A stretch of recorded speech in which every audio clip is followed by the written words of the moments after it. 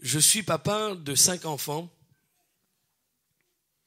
une fille qui a 18 ans et mon dernier garçon qui a 5 ans et demi. J'ai une fille et 4 garçons. Alors ce matin, ce n'était pas prévu. Vous savez, parfois, je vais faire des choses qui ne sont pas prévues. Et j'aime cela. Au début de notre rencontre, on s'est mariés en 97. Exactement le 11 octobre 1997. Et on s'est mariés et on avait ce désir d'avoir des enfants. Moi, je vous dis, j'aime les enfants, mon épouse aime les enfants. Mais il y a eu comme un souci au début et on s'est dit peut-être que on ne va pas avoir d'enfants parce qu'au bout de 4 ans de vie commune, toujours pas d'enfants. Alors mon épouse, elle a fait ce que l'on fait naturellement.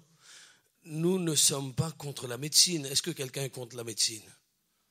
Il faut déceler s'il y a un problème. Et donc mon épouse a été voir le médecin. Et le médecin lui a dit, Madame, vous n'avez pas de problème. Mais j'aimerais voir votre mari. Alors madame est arrivée à la maison, elle dit, le médecin veut te voir. Elle dit quoi? Il veut me voir, pourquoi? Parce que j'ai pas de problème, peut-être que ça vient de toi. Oh, je dis, tu diras à ton médecin, il ne me verra jamais. Pourquoi j'ai dit cela? Non pas parce que je suis opposé à la médecine, mais j'ai dit à mon épouse ceci. La parole de Dieu dit ceci. Moi qui fais naître, empêcherai-je d'enfanter? Alors je suis prêt, pour le Seigneur, à ne pas avoir d'enfant s'il ne le désire pas. Je n'irai pas voir ton médecin. Et alors qu'un jour mon épouse lisait la parole de Dieu, Dieu lui a dit ceci, tes fils seront comme des plants d'olivier à ta table. Et ceci, je dirais dans les années 2000. Et on a dit, Seigneur, mais... Et elle a vu que cette parole se détachait de la parole de Dieu comme pour lui parler. Tes fils seront comme des plants d'olivier à ta table. Et on a saisi cette parole. En 2001, on a eu notre première fille. On se dit, tes fils comme des plants d'olivier, une fille. Vous savez, Dieu a parfois le sens de l'humour. Hein? Je le dis souvent, vous remarquerez dans la parole de Dieu, on trouve des traits d'humour et tes fils seront comme des plants d'olivier et c'est une fille qui arrive. Et puis en 2002, le premier garçon. En 2004, le second garçon. En 2006, le troisième garçon. Et en 2014, le quatrième garçon. Tes fils seront comme des plants d'olivier à ta table. Et lorsque je suis à table en train de manger, je regarde ces plants d'olivier. Dieu est bon. Faites confiance au Seigneur. Faites confiance à la médecine, bien sûr, mais n'allez pas au-delà. Ce n'est pas la médecine qui va définir. C'est votre foi dans le Seigneur. Là où la médecine s'arrête, le Seigneur, lui, peut aller au-delà. Ce matin, j'aimerais partager avec vous ce thème. Le pardon. Oh, je me suis dit, peut-être que je vais venir dans une église, je n'ai pas sondé clairement, je n'ai pas demandé, mais certainement, peut-être que je viens dans une église où il n'y a pas besoin de pardon. Mais je vais quand même prêcher sur le pardon. Et j'ai ajouté à ce pardon un qualificatif. Le pardon par la puissance de la foi. Et on peut lire ceci dans l'Évangile selon Luc, au chapitre 17, versets 1 à 6. Luc, chapitre 17, versets 1 à 6.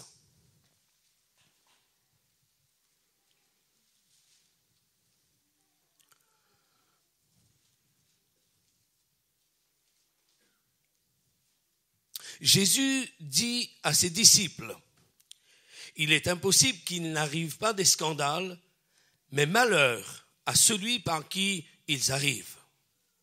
Il vaudrait mieux pour lui qu'on mette à son cou une pierre de moulin et qu'on le jette dans la mer que s'il scandalisait un de ses petits. Prenez garde à vous-même. Si ton frère a péché, reprends-le. Et s'il se repent, pardonne-lui. Et s'il a péché contre toi 7 fois dans un jour, et que 7 fois il revienne à toi, disant je me repens, tu lui pardonneras. Les apôtres dirent au Seigneur, augmente-nous la foi. Et le Seigneur dit, si vous aviez de la foi comme un grain de sénévé, vous diriez à ce sycomore, à cet arbre, déracine-toi et plante-toi dans la mer, et il vous obéirait. Prenez garde, si ton frère a péché, reprends-le, et s'il se repent, pardonne-lui. Et s'il a péché contre toi 7 fois dans un jour, et que 7 fois il revienne à toi disant je me repens, tu lui pardonneras. Quand les disciples demandent au Seigneur d'augmenter leur foi, on peut voir que cela se fait dans un cadre bien précis. On peut remarquer qu'à plusieurs reprises, et on va le voir ensemble ce matin, bien sûr on ne va pas tout voir, mais à plusieurs reprises, ils vont se trouver en face de situations impossibles à résoudre sur le plan humain. Mais jamais ils ont dit au Seigneur, augmente-nous la foi. Et pourtant, lorsqu'on lit ces textes, lorsqu'on regarde à ce qui s'est passé, on se dit, mais à ce moment-là, les disciples pouvaient dire, mais Seigneur, augmente-nous la foi. Prenons 3 exemples, et il y en a d'autres, mais j'ai pris 3 exemples. Vous savez, l'exemple du jeune homme possédé. Lorsqu'il nous est dit que Jésus était en compagnie de Pierre, de Jacques, de Jean sur la montagne de la transfiguration. Et lorsqu'il va redescendre, il y a comme un tumulte, il y a comme une conversation, il y a comme quelque chose qui s'est en train de se passer en bas de cette montagne. Et Jésus va vouloir savoir ce qui se passe. Et il y a un père qui va venir, qui va s'avancer vers lui. Et qui va lui faire cette demande. Mais délivre mon fils qui est possédé. J'ai prié tes disciples de le faire, mais ils n'ont pas pu. Est-ce que tu le peux? Vous savez, Jésus va dire cela à ses disciples. Jésus parfois avait des paroles qui étaient fortes. Mais combien ces paroles fortes retentissaient au bon moment. Jésus va leur dire ceci, race incrédule et perverse, jusqu'à quand serai-je avec vous? Jusqu'à quand vous supporterai-je? Fort comme parole. Mais je me dis, à ce moment-là, ils auraient pu dire, mais Seigneur, tu peux augmenter ma foi? À part, ils vont dire au Seigneur, mais pourquoi on n'a pas pu? Qu'est-ce qui s'est passé? Jésus va leur dire, c'est à cause de votre incrédulité. Et on peut retrouver différentes versions. Le français courant va dire, parce que vous avez trop peu de foi. Parole de vie, parce que vous n'avez pas beaucoup de foi. La colombe, c'est à cause de votre petite foi. La nouvelle Bible seconde, c'est parce que vous avez peu de foi. Et la taupe dira ceci, à cause de la pauvreté de votre foi. Dites-moi, n'est-ce pas l'occasion là pour les disciples de dire en entendant tout cela, ben écoute, Seigneur, augmente-nous la foi. Ils ne le font pas. Prenons l'exemple de la tempête sur le lac.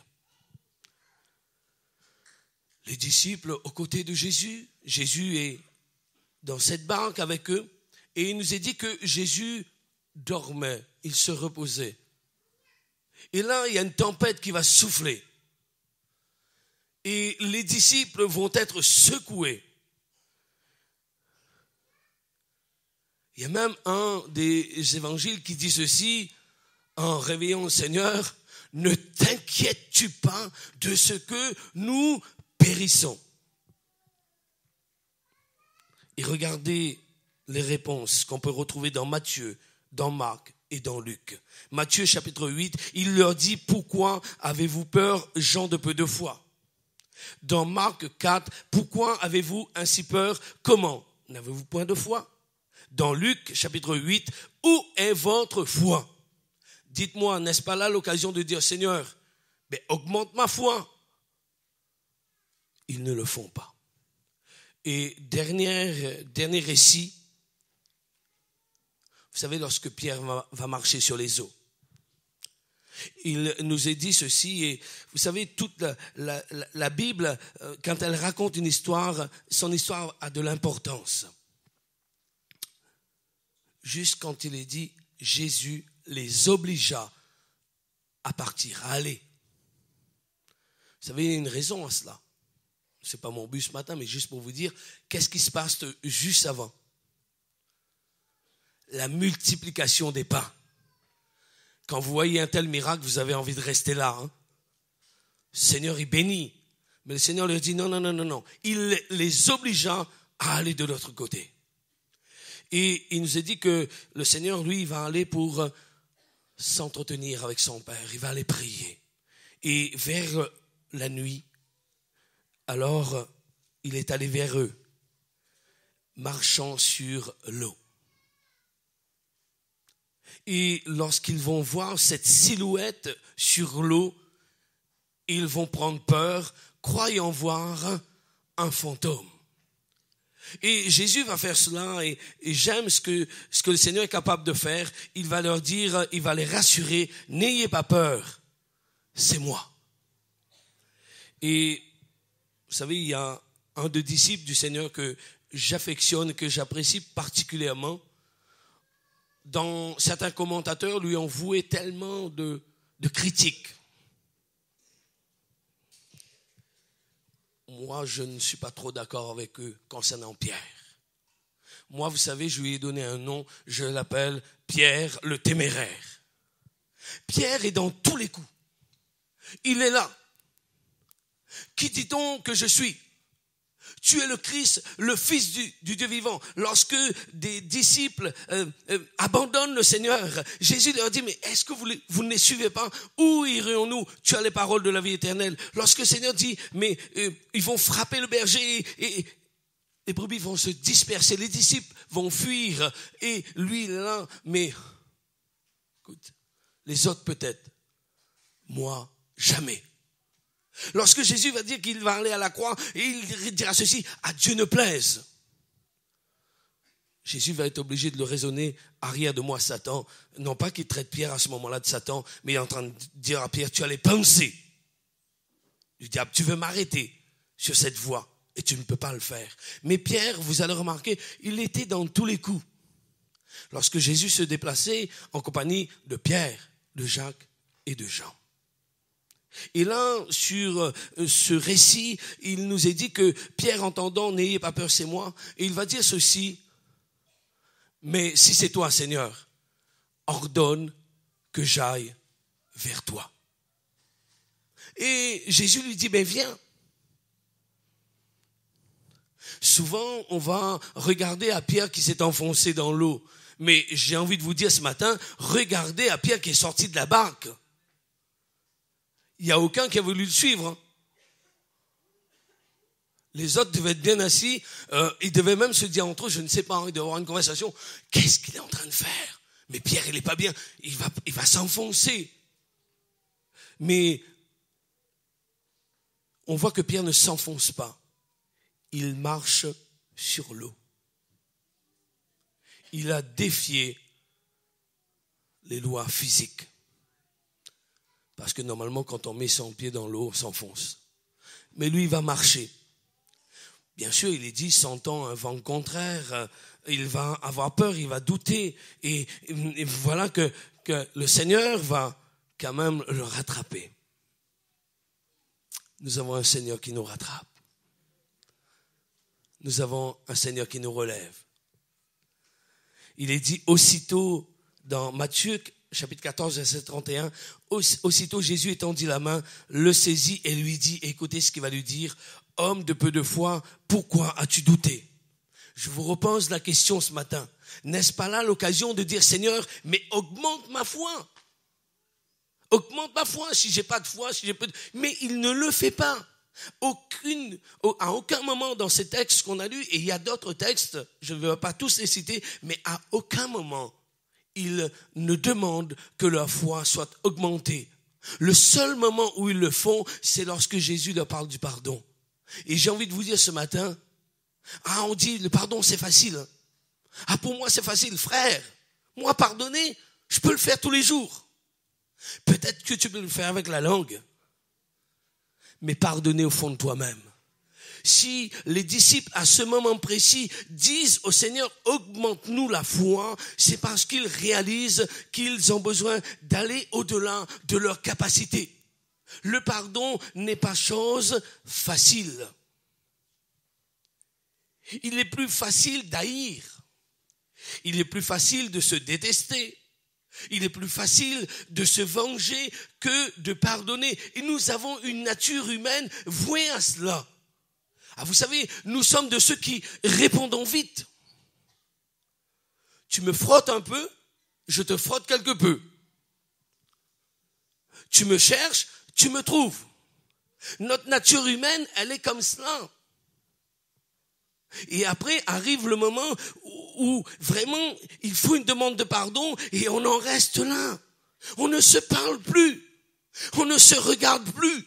Et lorsqu'on voit le frère ou la sœur ou même, je parle ici de l'église, mais je parle aussi dans le cadre de nos familles qui ne sont pas dans l'église. On ne leur parle plus. On ne leur adresse plus la parole. On ne veut plus les voir parce qu'il se produit telle ou telle chose. Et on passe dans cette tendance, cette chose, c'est le non-pardon.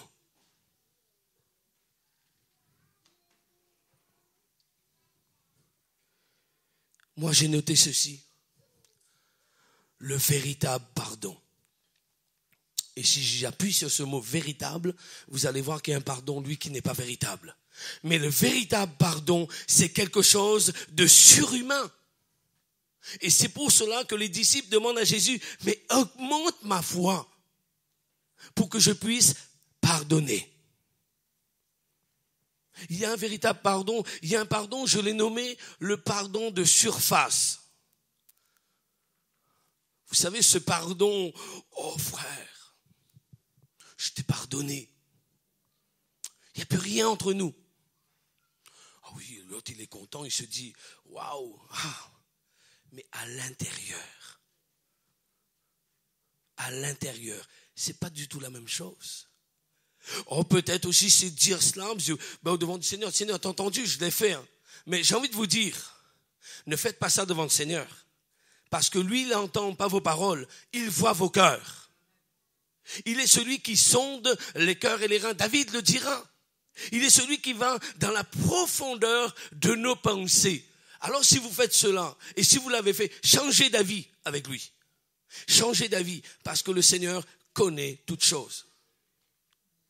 Il connaît même quoi? Le nombre de nos cheveux sur nos têtes. Pour quelqu'un de bien chevelu, bien sûr, avez-vous déjà compté vos cheveux?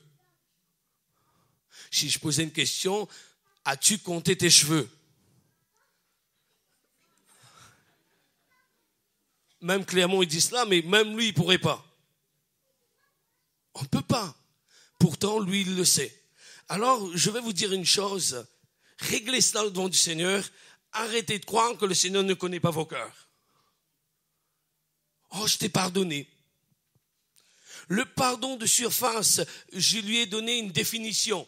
Ça ne se trouve pas dans le dictionnaire, mais ça se trouve dans mes notes. Le pardon de surface, c'est un semblant de pardon, car derrière ce pardon de surface, il y a un futur projet de vengeance. Vous voulez que je vous le répète? La phrase est un peu longue. Le pardon de surface, c'est un semblant de pardon, car derrière ce pardon de surface, il y a un futur projet de vengeance. Vous savez, j'ai fait une petite liste des faux pardons. Il y en a un, il apparaît en premier, et je suis sûr que vous allez être capable d'achever ma phrase. Je te pardonne, mais je ne t'oublie pas. Je ne vais pas t'oublier. Sois rassuré. Mais je te pardonne. Amenons toujours, quand même, quand on est dans le Seigneur, amenons un équilibre à cette parole. Je te pardonne, mais j'oublie pas. J'ai envie de vous dire ce matin, même si on pardonne quelqu'un, on ne peut pas oublier. Dites-moi, quand vous pardonnez à quelqu'un, est-ce que vous devenez amnésique? Est-ce que tout d'un coup vous dites, je te pardonne, oh j'ai oublié ce qu'il m'a fait. Je m'en souviens plus. Seigneur, waouh, tu es super. Amnésique, non. On va pardonner. On va toujours savoir ce que la personne nous a fait. Je vais vous donner une image ce matin, ce que c'est que le pardon, même si on n'oublie pas. Mais c'est un pardon véritable. Imaginez que vous faites une coupure au bras. Vous blessez votre bras. Vous avez quoi? Ah non, si je me blesse le bras, je n'ai pas une cicatrice, moi. J'ai une plaie. Si c'est une grosse blessure, ça va être une plaie ouverte. Que va-t-il se passer à cette plaie? Elle va se cicatriser. Dites-moi, dans 1 an, ou 2 ans, 3 ans, si c'est une bonne plaie, je dis bien, moi j'en ai. J'ai fait depuis mon enfance. Aujourd'hui, j'ai 48 ans. Je l'ai fait, j'avais peut-être 4-5 ans et je les porte encore. C'est cicatrisé. Ce n'est plus une plaie. Je me souviens de ce qui a causé cette plaie, mais je n'ai plus la douleur. Il ne me reste qu'une cicatrice. Et le véritable pardon, frères et sœurs, c'est cela. Il faut que ce soit comme une cicatrice. Je me souviens, oui, mais je l'ai pardonné. Mais si c'est comme une plaie encore dans le cœur, une plaie béante, quelque chose qui est là et qui nous ronge, vous allez voir tout à l'heure, autant celui à qui on ne donne pas le pardon souffre, mais autant celui qui ne pardonne pas souffre aussi dans son cœur. C'est comme une plaie qui est là.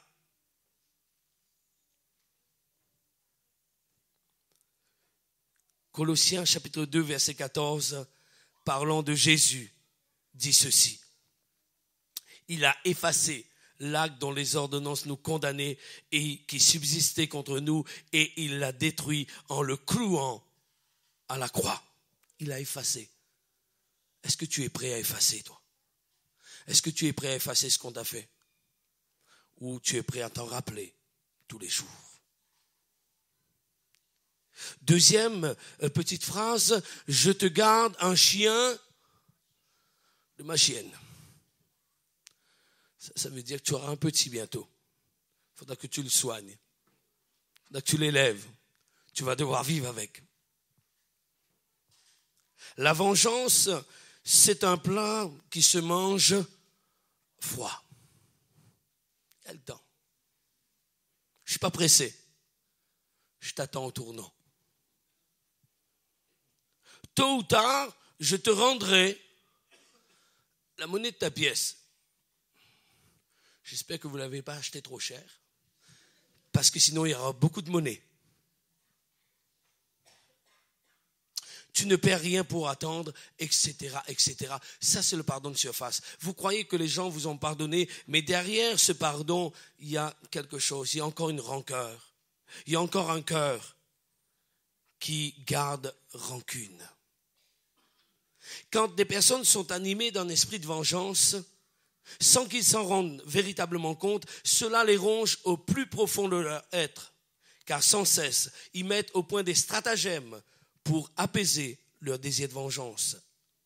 Et au fond de leur cœur, il y a des déchirures ou des plaies, comme je le disais tout à l'heure, qu'ils ne pourront jamais penser, guérir par eux-mêmes. Le pire, dans toutes ces choses, c'est que lorsque ceux qui sont au service de Dieu, et je ne parle pas là de ministère, nous sommes tous au service du Maître. Le ministère est quelque chose que Dieu a donné en particulier. Mais nous sommes tous au service du Maître. Nous sommes tous des adorateurs de Dieu en esprit et en vérité. Nous sommes tous sacrificateurs pour Dieu. C'est que lorsque ceux qui sont au service de Dieu, quel que soit le service, ont de telles attitudes, que ce soit dans l'Église ou ailleurs. Il peut arriver que l'on ne soit pas toujours d'accord avec quelqu'un. Êtes-vous d'accord avec moi? Il peut arriver qu'on n'a pas toujours les mêmes affinités, je le disais tout à l'heure, les uns avec les autres. Mais de là à se détester, à se faire du mal gratuitement et à refuser de pardonner, il y a un fossé.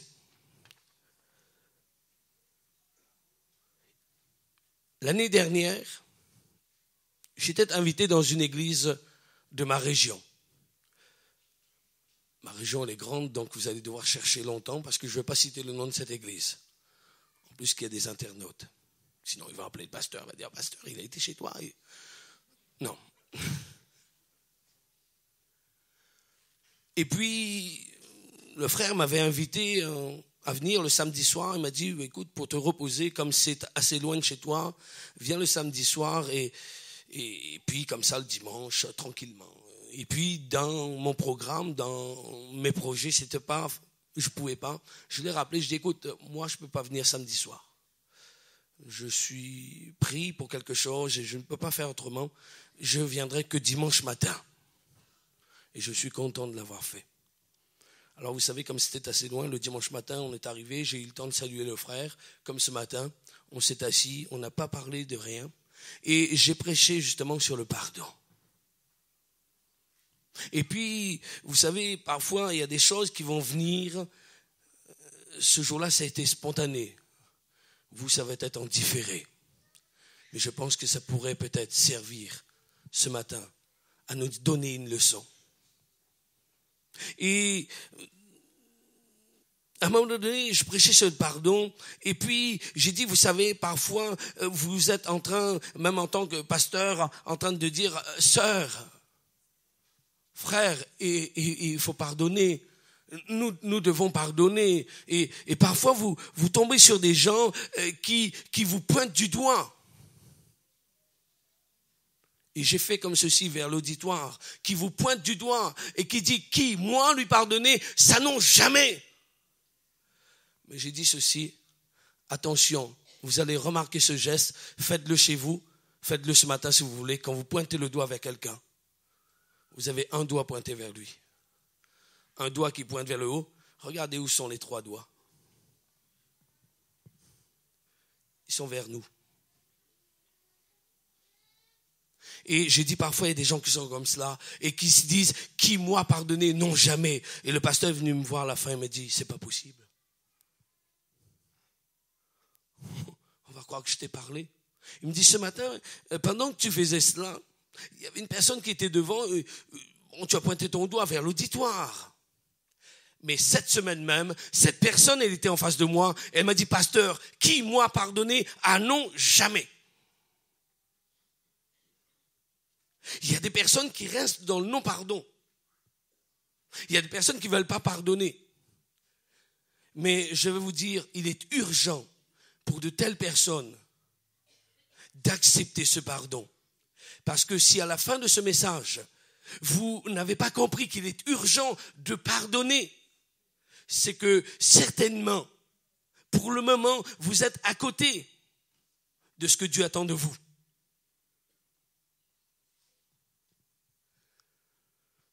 Dans la parole de Dieu, un docteur de la loi va interpeller Jésus sur le plus grand commandement. On voit cela dans Matthieu chapitre 22, versets 35 à 40. Il est dit, et l'un d'eux, docteur de la loi, lui fit cette question pour l'éprouver. On éprouvait souvent Jésus. Il y en avait, c'était leur désir. Il venait là pour l'éprouver, pour le piéger. Et là, il va dire ceci, Maître, quel est le plus grand commandement de la loi? Jésus lui répondit, tu aimeras le Seigneur ton Dieu de tout ton cœur, de toute ton âme et de toute ta pensée. C'est le premier et le plus grand commandement. Et voici le second qui lui est semblable, tu aimeras ton prochain comme toi-même. De ces 2 commandements dépendent toute la loi et les prophètes. Qui est notre prochain? Je vous pose la question ce matin, qui est notre prochain? Est-ce que mon frère c'est mon prochain? Est-ce que ma soeur c'est mon prochain? Est-ce que ma famille, c'est mon prochain? Est-ce que mon collègue de travail, c'est mon prochain? Mon prochain, c'est tous ceux qui sont proches de moi.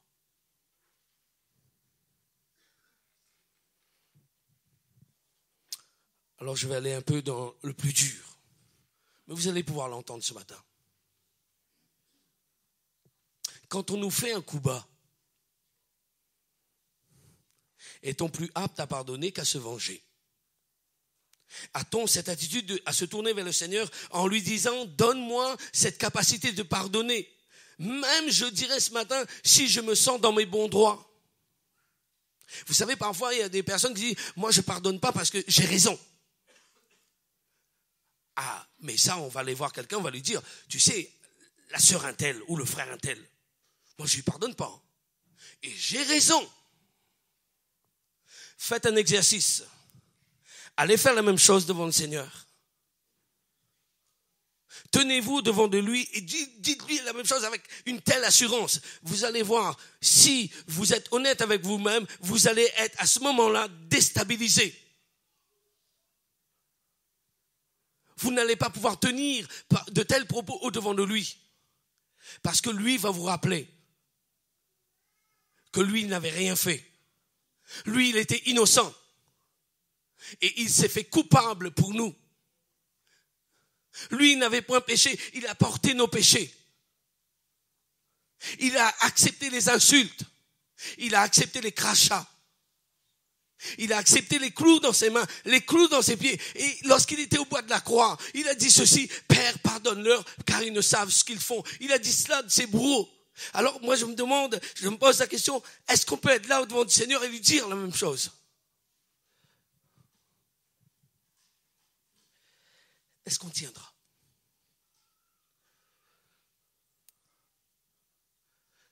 La sœur un tel, le frère un tel, on pourra lui dire. Mais honnêtement, j'ai envie de vous dire ce matin, je mets quelqu'un au défi de pouvoir le faire honnêtement devant le Seigneur. Parce que lui n'est pas pour le non-pardon. Le non-pardon nous empêche d'avancer.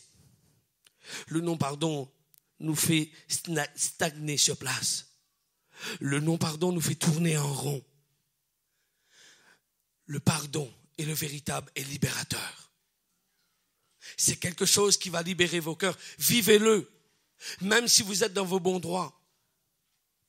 J'ai vécu cette expérience et je peux vous dire ce matin que le pardon, même quand on est dans nos bons droits, de savoir demander pardon, c'est libérateur. Il y a quelques années en arrière, j'étais dans une église là aussi. Vous ne connaîtrez pas la région ni la ville. Je débutais et j'étais, comme vous dites ici, diacre dans l'église. Je servais Dieu en prêchant la parole. Je faisais quelques chants, en gratouillant quelque peu une guitare. Mais dans cette église, il y avait un problème, c'était quand nous en métropole, on est des anciens, et j'avais un frère ancien là, je ne sais pas pourquoi, il ne me supportait pas. Et c'était le couple qui ne nous supportait pas. Pourtant, je vous dis franchement, on n'avait rien fait. Moi, je me disais, on est là pour servir le Seigneur. On est là pour travailler pour le Seigneur. On est là pour le salut des âmes. C'est ce qui m'importe. Le reste m'importe peu. Je n'ai pas besoin d'être vu. Je n'ai pas besoin qu'on me voie. Ce matin, on m'a annoncé qu'on me voit par Internet, sur Facebook. J'ai dit oui. Mais il n'y aurait pas, c'est pareil. Ce n'est pas moi qui dois être vu, c'est le Seigneur. Et puis je travaillais avec ce frère et j'avais cette souffrance dans mon cœur parce qu'il nous taclait tout le temps.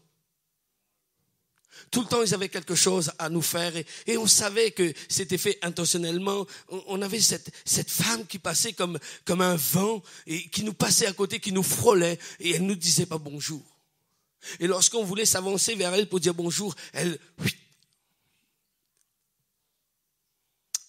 Et moi, je me suis dit, c'est terrible de servir Dieu dans ces conditions. Mais je servais Dieu. Et avec mon épouse, on en souffrait de cela.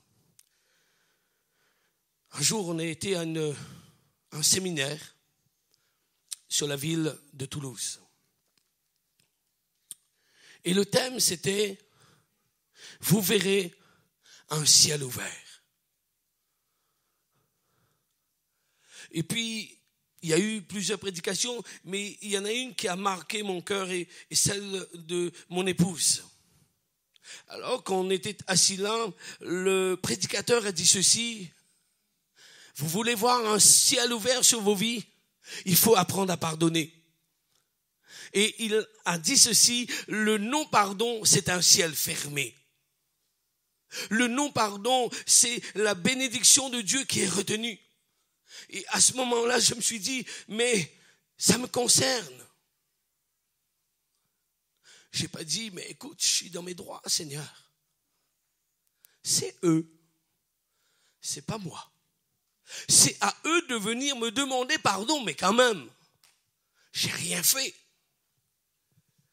Mais vous savez ce que j'ai fait? J'ai regardé mon épouse et on n'a pas eu besoin de se parler. On s'est regardé et nos regards, vous savez, c'est merveilleux ça. Quand un mari regarde son épouse et il n'y a plus besoin de paroles, les yeux parlent. On sait ce qu'on a à faire. Et là, elle me dit, ok, j'ai compris. Et comme ce couple d'anciens était là aussi au séminaire, on est allé les voir. Je vous raconte cela, vous allez comprendre pourquoi.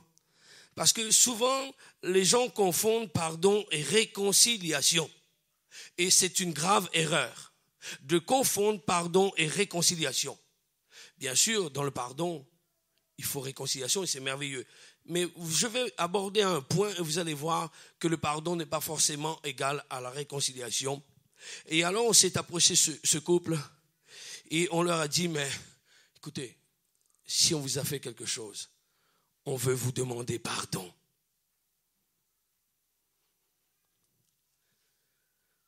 L'épouse de ce frère nous a regardés. Et là, je vous avoue qu'elle m'a mis le doute dans mes pensées, quoique ce doute a été vite fait ôté. Mais elle m'a dit, ah bon? Parce qu'il y avait quelque chose entre nous? Et là, je suis resté comme ça et je me suis dit, waouh. Mais je vais vous dire, ce jour-là, il s'est passé quelque chose dans mon cœur. Et dans le cœur de mon épouse, on a été libérés. Et on est retourné dans l'église, on a travaillé. Eux, ils étaient restés pareil.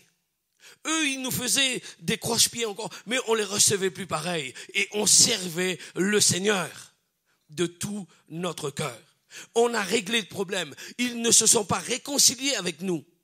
Ils ont même fini un jour, c'est vraiment dommage, je prie quand même pour eux, par quitter l'église. Ça, c'est une affaire avec eux et Dieu. Mais juste pour vous dire ceci, c'est qu'on ne s'est pas réconcilié. Mais qu'est-ce que vous voulez que je fasse? Est-ce que je pouvais la forcer à se réconcilier avec moi? Non. Mais en tout cas, mon cœur les avait pardonnés. Le pardon suivi d'une réconciliation, c'est merveilleux. Mais il y a tant de personnes qui se bloquent en disant, mais comment faire? Je veux lui pardonner, mais elle ne veut pas recevoir. Écoutez, j'ai envie de vous dire ce matin, ce n'est pas votre souci. Votre souci, c'est de donner le pardon. Votre souci, c'est de pardonner. Ça. Et ce matin, j'ai envie de vous dire, ne dites pas, je suis dans mes bons droits. C'est elle qui a tort, c'est lui qui a tort. Simplement dites, Seigneur, moi je ne veux plus vivre cette situation et je suis prêt, moi, à aller vers la personne et à ouvrir un débat pour comprendre ce qui se passe, pour savoir pourquoi il y a cela. Bon, pour la personne en face de moi, il n'y avait rien. Mais étonnamment, quand on retourne dans l'église, ça recommence. Ça veut dire qu'il y a eu bien quelque chose. Mais notre cœur était guéri. Notre cœur était cicatrisé. Et ce matin, j'ai envie de vous dire, ne restez pas dans le non-pardon. Je ne parle pas que dans l'église. Je ne parle pas que des frères et des sœurs. Mais je vous parle même dans vos familles. Peut-être qu'il y en a qui vous ont critiqué. Peut-être qu'il y en a qui ont dit, oh là, mais elle va dans tel lieu, on veut plus. Ne rompez pas le contact. Gardez espoir. Je vous dis cela parce que je viens de vivre quelque chose de merveilleux avec ma maman. Ma maman ne voulait pas entendre parler de la mission. Qui, la mission? Tu vas là-dedans? Mais qu'est-ce que tu vas faire là? T'as pas ta religion. Arrête. Non, maman, j'arrêterai pas. Parce que j'ai pas donné mon cœur à la mission. J'ai donné mon cœur à Jésus qui m'a conduit à la mission. Je n'arrêterai pas. Samedi, en arrivant le 14, parce que c'est ma maman, je vous dirais, qui m'a élevé. En réalité, c'est ma tante qui m'a élevé et je l'appelle maman. J'ai toujours ma maman, ma véritable maman, que j'appelle aussi maman. J'ai 2 mamans. C'est double cadeau. Mais c'est double aussi. Elles me l'ont rappelé hier soir. Ils m'ont dit, mais toi, tu es double. Double de tout. Même parfois double de reproche. Et je ne lui ai rien demandé. Samedi, j'ai été voir mes 2 mamans, une à la montagne et l'autre au Dodane. Pourtant, je suis arrivé samedi matin, fatigué de l'avion. Vous savez, dormir dans l'avion, mais je voulais embrasser mes 2 mamans. Je suis arrivé au Dodane. Je dis bonjour maman. Ça va? Oui, ça va. Ça n'a pas duré 5 minutes. Elle me dit, tu sais ce qui est arrivé? Des témoins de Jéhovah sont venus à la maison. Oh, j'y commence bien. Qu'est-ce qu'elle va me dire? Vous savez, ma mère est capable de me surprendre et elle m'a surpris. Elle me dit, ils sont arrivés à la maison. Et ils ont commencé à me parler. Et je leur ai dit, j'ai des enfants dans la mission. J'ai mon petit-fils dans la mission. J'ai vu le changement. Et la mission, c'est bien. Elle a même conseillé à eux d'y aller. Oh, je dis, elle commence fort. Je dis, elle commence parce qu'elle ne s'est pas arrêtée là. Et elle me dit, tu sais pas ce qui est arrivé, comme si elle était en... Elle me dit, tu sais pas ce qui est arrivé? Écoute.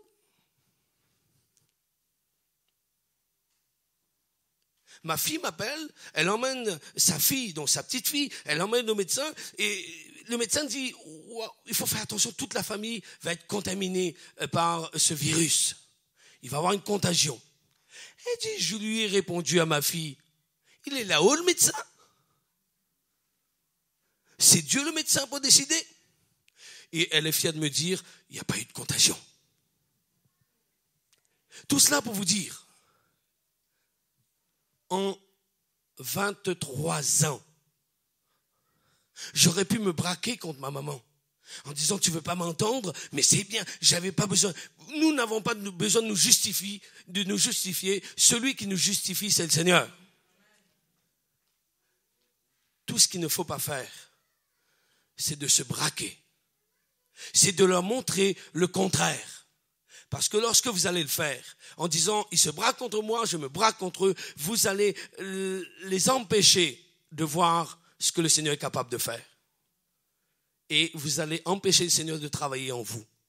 Dites simplement, Seigneur, travaille mon cœur, que je puisse montrer à ma famille que tu es mon sauveur, que tu fais des choses dans ma vie.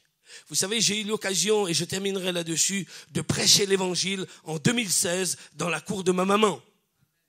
J'ai eu l'occasion de réunir toute ma famille et de leur parler de Christ. Il y avait 99% d'inconvertis. Ça n'était pas 100, je parle en proportion. On était environ 25-30. Et ils ont été là et ils ont écouté l'évangile. J'avoue que j'ai été fort ce jour-là. Je dis, Seigneur, c'est l'occasion que tu me donnes. C'est une porte que tu ouvres. Et vous savez, je connais ma famille et j'ai parlé des idoles. Ils ont une bouche et ne parlent point, des oreilles et n'entendent point. Et j'ai osé dire au devant de mes 2 mamans, de mon papa d'adoption qui est mon oncle et de tout le reste de la famille, je leur ai dit, vous voulez découvrir le Dieu vivant et vrai. Si vous voulez connaître Dieu, c'est celui-là. C'est pas celui qui est resté cloué sur une croix, c'est celui qui est ressuscité et qui est vivant. Amen. Vous voulez témoigner dans votre famille? Vous voulez pouvoir voir votre famille se tourner vers Dieu? Commencez par vous poser la question, est-ce que j'ai la bonne attitude? Est-ce que je suis de celui qui glorifie le Seigneur, même dans les temps de souffrance, même quand on me critique, même quand on lève le poing comme voulant me frapper? Mais comment je suis? C'est de ce résultat de ce que tu es que les gens viendront ou ne viendront pas au Seigneur. Ce matin, j'aimerais terminer par ce verset qui est fort et qui doit s'attacher à nos cœurs. Matthieu chapitre 6, versets 14 et 15. Si vous pardonnez aux hommes leurs offenses, votre Père Céleste vous pardonnera aussi. Mais si vous ne pardonnez pas aux hommes, votre Père Céleste ne vous pardonnera pas non plus vos offenses. Est-ce qu'on veut rester dans un non-pardon? Je ne connais pas ton cœur ce matin, je ne connais pas ta vie. Mais si tu es dans cette attitude de non-pardon, et je le répète, et je martèle là-dessus, même si tu as raison, alors peut-être que ce matin, tu es cette personne qui dit « j'ai raison ». Écoute bien ce que le pasteur va te dire, tu as tort. Garde simplement ça, j'ai tort. Même si j'ai raison, je dois ouvrir le chemin de la réconciliation. Je dois être capable, à l'image du Seigneur, de m'humilier. Il s'est humilié sur la croix, à la croix. Que son nom soit béni. Amen. Seigneur,